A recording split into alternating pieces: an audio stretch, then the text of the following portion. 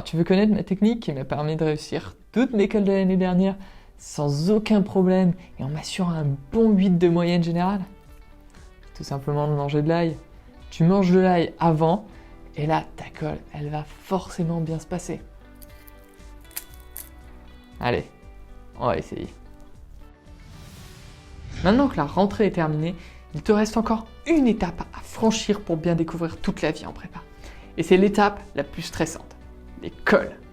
Et donc, quoi de mieux pour passer des bonnes colles que toutes les petites techniques maison pour commencer déjà à installer le stress en toi et pour t'assurer que tu ne seras pas du tout paralysé de terreur la première fois que tu seras en colle.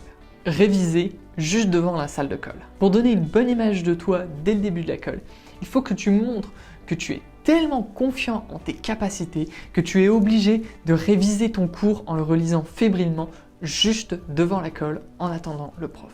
En plus, étant donné que tu as forcément entendu l'histoire d'un des 40 élèves de l'année précédente qui a réussi pendant une de ses 60 colles pendant toute l'année à avoir une meilleure note parce qu'il avait relu son cours fébrilement juste 1 minute avant d'entrer en cours, c'est forcément que toi aussi, tu dois profiter de cette une chance sur 2400 d'avoir une bonne note juste en relisant ton cours juste avant de rentrer en colle.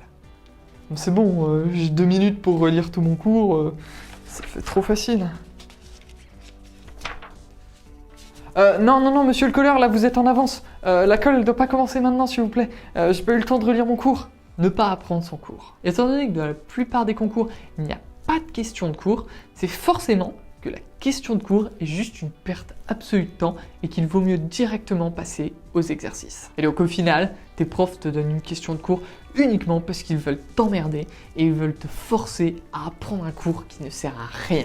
Alors oui, du coup, j'ai que en dessous de 10 en colle. Mais bon, c'est parce que moi j'ai pas envie de perdre mon temps avec le cours. Je veux passer directement aux exercices. Donc moi, je suis bon en exercice. Enfin, je présuppose que je suis bon en exercice parce que comme j'ai tout le temps en dessous de 10 en colle, je peux pas vraiment savoir. Ne pas regarder le colleur. Pour être sûr de ne pas stresser, la meilleure solution est d'essayer de ne surtout pas regarder le problème et de l'ignorer un maximum possible. Or, ici le problème, c'est le colleur. Il faut donc que tu fasses absolument tout pour essayer de l'ignorer un maximum possible. Et donc en plus, ça va te permettre de montrer ton extrême confiance en toi, de ne pas pouvoir regarder le colleur dans les yeux.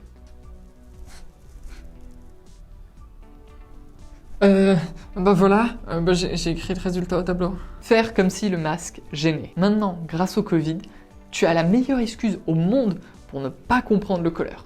Le masque. Bien entendu, tu sais très bien que même sans le masque, tu n'aurais jamais compris ce qu'il t'aurait dit.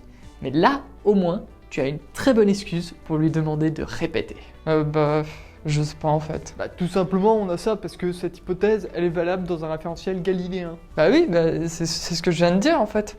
Mais peut-être avec le masque, vous m'avez mal entendu en fait. Ne pas parler. Enfin, pour éviter de montrer que tu ne connais rien, la meilleure solution reste de ne pas parler. Surtout que tu as un tableau pendant ton oral.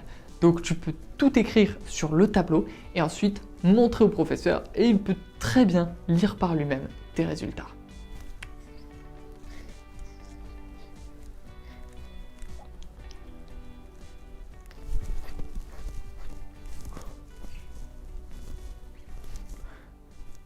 CQFD ?